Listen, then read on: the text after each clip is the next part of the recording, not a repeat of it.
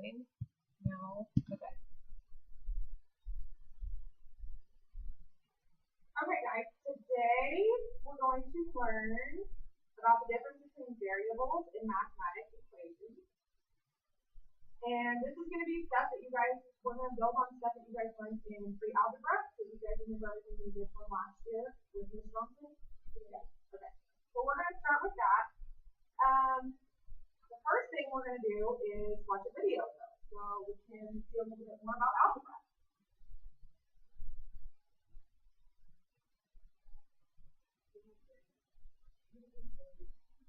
Something like this function, analyze how the x's again. 1 equals 4 x over 2, x squared equals 4x plus 1. Who even cares, right? Well, actually, x is just the very beginning and how really powerful equations work. Equations that describe really how Alison says, or how strong you are, or if your computer is sitting right now. The thing is that if you use a number instead of a letter with x, you can only talk about the number that's right in front of you. Whereas if you use a letter, you can look at the number and come up with nothing exactly statements. Things like the equations of pure numbers, which is so gentle that they make equal words with all this content that they do this with tiny little bits of drawing and things. Now, these are the things that we use. Elemental units of pencil, like waste culture, make their kindness food, like all letters, get the air out of the ground with efficiently and by running to the pace when it's going to rain. It's a common term for x, but it can mean any one of those things. And a similar equation can apply in all of those situations. Now, another example is using the second law, x is 4 equals mass, take acceleration. And again, because we're using letters instead of numbers, the fourth can be anything. Yeah, we're going to stop it there. Okay, so we watched the video on algebra and how it applies to real life. So what we're going to do first is we're going to do a thing called a KWL chart. And what I want you guys to do, we're going to do this as a class, is I want to know what you already know about algebra. And I want to know what you want to know about algebra, and then when we're finished, we're going to write what we learned over the next few weeks. So you guys can come up, and I want everybody to write something under the first two. Okay, so everybody wrote something. We're going to start with chapter 1, so you guys turn to page 4 of your algebra 1 book. You already there? Ew, you're so good. Okay. I have some handouts for you guys. Just so you guys can follow along, I want everybody to get a highlighter. Bailey, do you need a large print handout so you can see it a little better? Okay. Can everybody get a highlighter? And we're going to go through, we're going to highlight the vocabulary as we go through this, okay? Now, after we talk about the vocabulary, we're going to talk about the word phrases that are in the chapter. So what that means is when you guys see a plus sign, there's lots of different ways to say addition when you're talking, right? So what do you think is an example of how you would say a plus sign in a sentence? Get your pen out.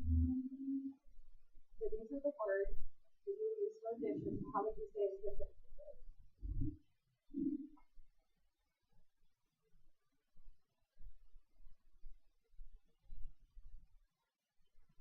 You could say like 25 plus 23.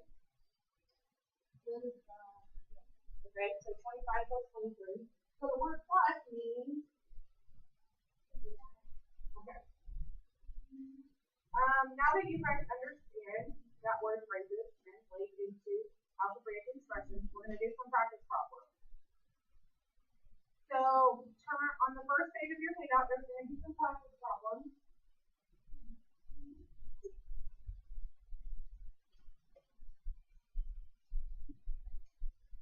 And the first one we're going to do is number 17, which is what? Sean, can you read it?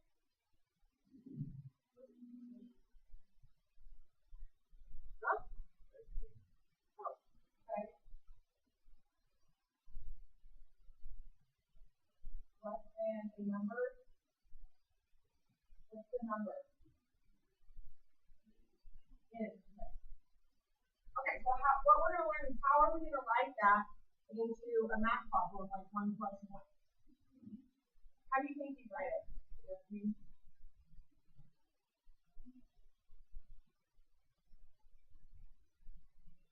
What, Bailey?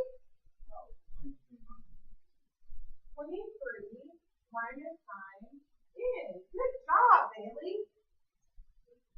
Okay, do you guys understand what we're talking about when we do this?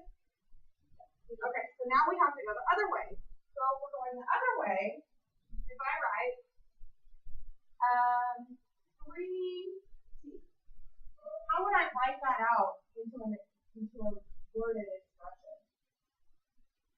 Let's do that. Bailey. So 3 times the number t. Good job, Bailey. Okay, guys, now that we've done it together, there's some practice problems I want you all to do. And there are going to now. Actually, before we do that, let's get out our math journals that we talked about yesterday. Yeah?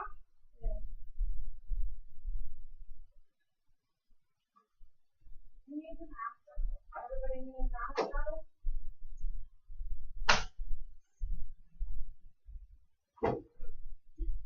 Okay, guys, so with our math journal, we're going to take notes in our math journal. We're going to do our practice problems in there. We really remember this earlier this week. I'm going to keep track of your practice problems throughout the semester, just so I can make sure you guys are understanding everything we're doing. But on the first page for lesson 1, since this is our first lesson, on the first page, we're going to write the vocabulary at the top. And I'll give you guys some time to do that.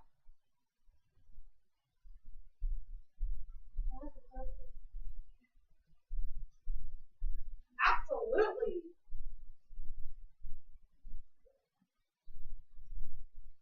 Are you understanding about learning?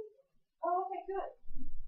Okay, now that we've done that, what we're going to do is to help us kind of give us a reference guide for when we do our work. We're going to make this little chart. And basically what it's going to do is for when we see that plus sign, it's going to tell us words that equal that plus sign. So, you guys, there's 3 different pieces, 3 different colored papers back here. So everybody come pick a color of paper that you like best, and what we're going to do is we're going to fold it in half, cut it in half. So if you guys want to share paper, that'd be great. And then we're going to make our little chart and put it in our book, so that we have something we can always go back to when we're doing our work, yeah? Did you get your paper going, Tia? What color do you want? Yellow. Oh, good.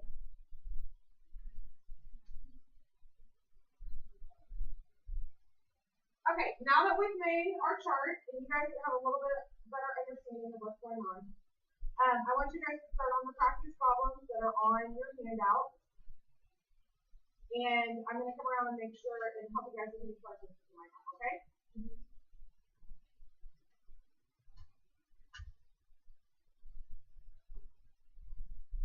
Destiny, why can't you answer that one? What can I help you do? It has a decimal? That's okay, because decimals aren't going to make you write it any differently, right? Okay. You get it now? Oh, good. Okay, you guys feel comfortable with your practice problem? Yes. Okay. We've only got a few minutes left of class. What I want you guys to do is I'm going to give you guys your exit ticket. Bailey, you want the bigger one? Okay. I'm going to give you guys your exit ticket to start on. Let me get that on board.